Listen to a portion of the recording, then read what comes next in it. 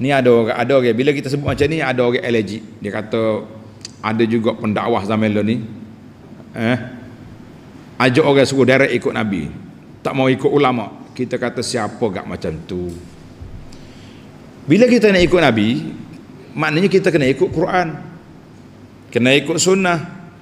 Kita tak faham Quran, tak faham sunnah, kita ikut para ulama mu'tabar yang memahami tafsir, memahami hadis, menggarapkan hadis dengan Quran tu, mengistimbatkannya dalam kitab fiqh. Itulah panggil ikut ulama. Tapi oleh kerana ulama tu ikut Nabi, maka kita kata kita ikut Nabi lah sallallahu alaihi wasallam. Itu bahasa ringkas. Jadi bila kata ikut Nabi, oh bahaya dia ni. Ustaz ni bahaya ni, tak mau pakai ulama. Tak. Kita kena ikut yang ori, yang aslinya ikut Quran dengan sunnah. Tapi ulama itu penghurai. Mana-mana huraian dia yang tepat kita ambil, yang tak tepat kita tak boleh pakai.